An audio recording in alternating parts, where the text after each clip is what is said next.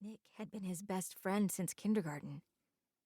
They'd grown up together, learned to climb together, joined OMSAR together, done everything together. Well, almost everything. Jake swallowed around the lump of guilt in his throat. He should have been on the climb with them. A climb to celebrate Ian's upcoming marriage to Nick's younger sister, Carly. But Jake had said no. Attending the wedding was enough for him.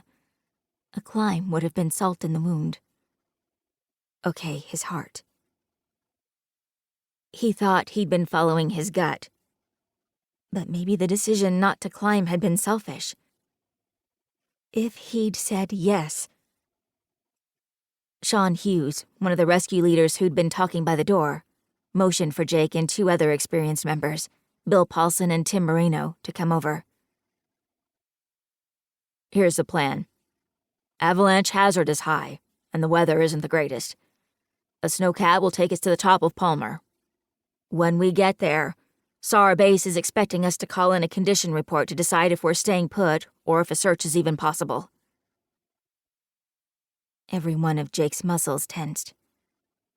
At the top of the Palmer ski lift was a building where they could warm up, regroup, and wait for the conditions to improve. Sitting around wasn't going to get the job done. They needed to head out into the field. He zipped his parka. Nick wouldn't hang around and wait if one of us was up there. We're not waiting either. Sean lowered his voice, pitching it so no one could hear him. We'll call in a report, head up, and bring them home. Jake picked up his pack and then swung it onto his shoulders. Yes, we will. The two others grunted their agreement, even though rescuer safety came first in any mission. But when one of their own went missing, risk level changed. Let's hit it. Sean flipped on his headlamp.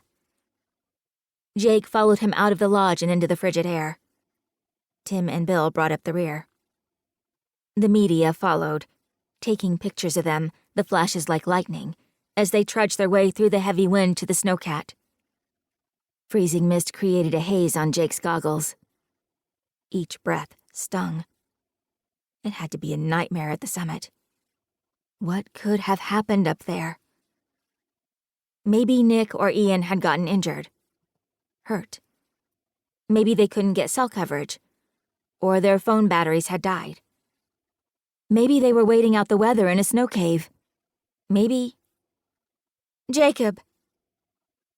The familiar feminine voice wrapped around him like an electric blanket set on high. Soft, warm, perfect. He reminded himself that Carly Bishop's heart belonged to Ian. But that didn't mean Jake couldn't look and appreciate. Even with her blonde hair tucked inside a green ski cap, her cheeks flushed from the freezing temperatures, and her eyes red and swollen from crying, she was the best thing he'd seen this morning. Carly. He noticed a photographer watching them. The press would sell their firstborn to get an exclusive interview with the fiance and sister of the missing climbers. Get inside, it's too cold out here. She shoved her gloved hands into the pockets of her orange down jacket, which was one of Ian's. Her breath hung on the air. Colder up on the mountain. Where Ian and Nick were.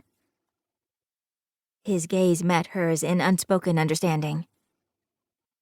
Jake blinked against the biting mist. We're heading up to find them. She inhaled sharply. They said the search was on hold until conditions improved. The conditions are good enough for us. Thank you so much, she blinked. You have no idea what this means to our family and me. Jake knew.